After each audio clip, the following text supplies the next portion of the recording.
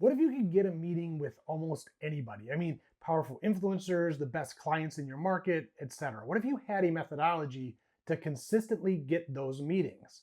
Well, I'm going to show you something that has never not worked, and I'm going to repeat that for you. I've been doing this for decades, literally now, for companies and myself, and this has never not worked. Now, in this video, I'm just going to give you the outline of what we call the Dream 100 campaigns. This is how you become unavoidable and you open up those conversations that are most meaningful to your business. So in future videos that I'm going to shoot here, I'll give you all of the details in terms of how to execute this, along with examples that you can use. But for the purpose of this video, I just want you guys to think of what you are currently doing, particularly if in the B2B space and you're not selling something that's inexpensive, right? So if you're selling stuff that's $2,000, $5,000, $1 million, whatever it is, this is going to work every single time. The ROI on this will be crazy, and you'll be thanking me for this. So let me give you the outline of this. So first of all, it's important for you to understand the people that you're chasing, they're not ignoring you because they're busy or they're just ignoring you, right? They're ignoring you because you're not giving them any reason other than annoying them to actually have a conversation with you.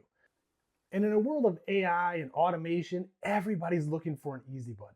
Everybody's looking for an easy button. And sure, you can create some efficiencies with that. You can do some remarkable things with AI. We're using it here. Everybody's using it.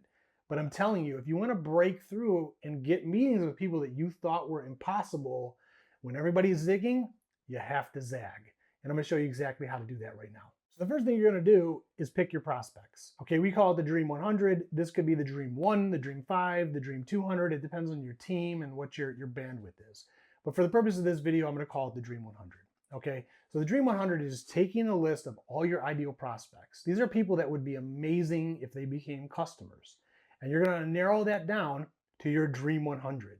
Like, man, if we could get conversations with this 100 people and we could close 10 of them, it would be a game changer. And then, of course, you build on the relationships of the people that you don't close right away. So how do you do that?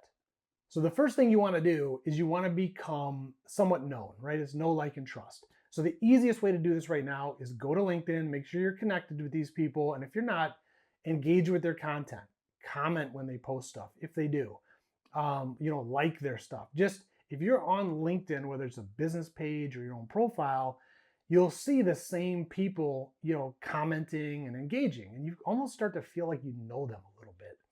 And what happens there is when those people reach out to you, chances of you replying to them because they're familiar goes way up. So whether you already have relationships with these people or not, this is a good way to provide additional value that doesn't, you could do this over coffee in the morning. So step one is connect with them and start engaging to build more awareness of who you are. So you've got your list of people, you're engaging with them on social, which is phase one. And now you want to start to look for things that are more personal, right? What are these people like? What are things that you have in common? What type of conversations can you start? So for example, if I'm prospecting for somebody who is out on the East Coast and they love the Boston Red Sox, I'm outside of Chicago, I'm a Cubs fan, fortunately. And so maybe that's a talking point. I could play on that, have some fun with it, whatever. Maybe you find someone that's really into camping or technology, whatever the case may be. You want to find some similarities or things that you can speak to, because this is going to prove that you're human, right? What you want to do with all of this outreach is prove that it's not automated.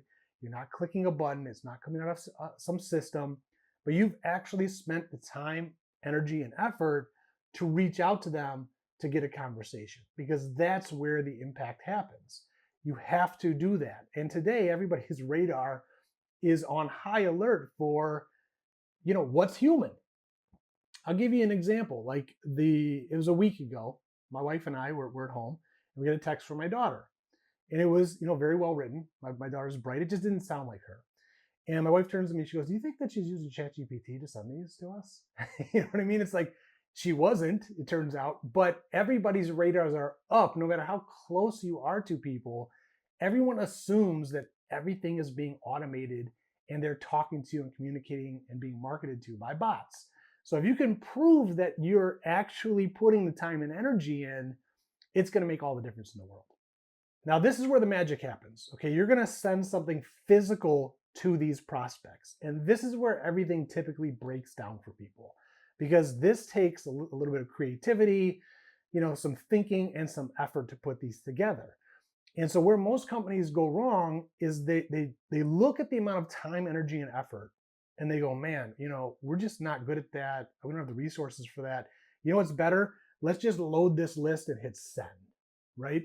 But you want to put in the time, and it will be worth it. And once you do this, you can create systems to kind of put this on autopilot to some degree, where it's just more efficient for you. And there's plenty of services. I'm affiliated with Gilded Box. We do this for companies. Now, you don't have to send those type of gifts. These are extremely nice gifts, more for VIPs and things of that nature. But there are services out there like Gilded Box who will do all of this for you. But the idea here is think of what would be cool and creative that you can put in front of somebody that when they get it, the experience is like, wow, this is crazy. They want to show it to somebody. Because when that happens, you're in, right? If you can pull that off, you are in. And on this channel, I'm going to share with you guys a bunch of examples that I've done in the past and ideas that you guys can implement yourselves along with how to do it. So for this video, you just want to think of, if I had to mail something to somebody, a prospect, to get their attention and square up a meeting, what would that look like, right? And that could be, just a really nice package with a handwritten note and some type of gift in there. We'll cover that in future videos on this channel. But for now, just start thinking through what that might look like. Now, a nice touch that I include in every one of these that I send, and we have actually integrated this into the Gilded Box platform if you decide to go that route, but a video message. So in other words, inside the package that you send, there'll be a QR code, right? Hey, Sarah, click on this QR code. I have a message for you. So imagine that you're Sarah. You get this awesome box from me. It's an incredible experience. And then you scan the QR code and it's me. And I'm saying things to you that are relevant, relatable, because I've done my homework. And I would be like, hey, sorry about those, the Red Sox last year. Boy, I'm with you, whatever the case may be, right? You want to have some conversation and fun in the video. And you don't even necessarily have to sell. Right? In this video, it can be all about them. Like, I love what you guys are doing. I've been paying attention to you. We work with companies like you guys, and it's just impressive what you've been doing. It might be worthwhile having a conversation, whatever, but you're not selling. Like, it's not time for you to go into, here's what I can do for you and all that jazz. You want to just keep this in a way where they just feel the appreciation. They're like, wow, that was a very nice gesture. That's the objective of the mailer from step one. Because you're dealing with high profile prospects. Everyone's going after them. So you don't want to scare them away.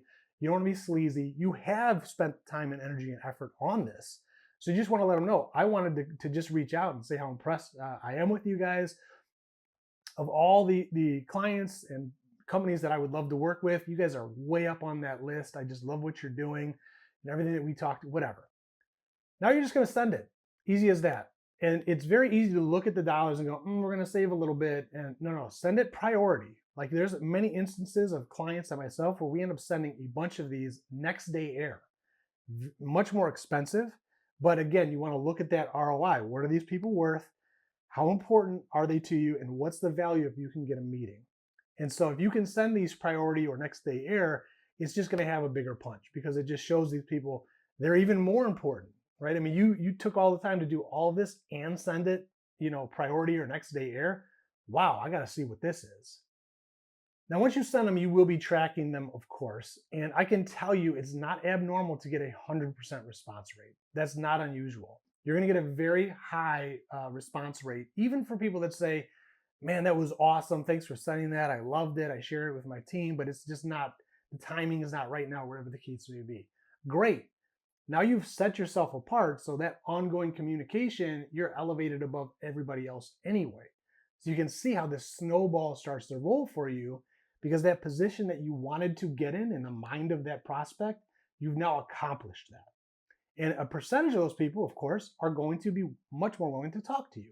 So the next step is to just follow up and say, hey, would it be worthwhile? Is there a good time? I'd just love to walk you through. I love what you guys are doing. I'd love to walk you through how we're helping other companies like yours, XYZ, whatever. Your sales team can figure out a good script for that. But that's where you want to kind of lean in and offer to schedule a time to talk. And again, you're going to be surprised at how many of these people are willing to get on the call with you. The law of reciprocation and what you did, there's so much time, energy, and effort. that most people feel like, well, I've got to talk to this, but I've got to at least give them my time to hear them out. So once you have that conversation, with those people, you're going to hopefully close some of those deals, right? Which makes this tremendously ROI positive. Everyone's high fiving. Why didn't we do this years ago? And everybody else you want to just stay in touch with. And there's methods for that as well. But now you've positioned yourself in a way where everything from your comments on social to your just general reach outs of how you're doing, they're going to be received in a completely different way because you're not like everybody else anymore. You did the heavy lifting up front to position yourself as somebody who really cares, who has attention to detail, who puts in the effort, and who doesn't want to work with people like that.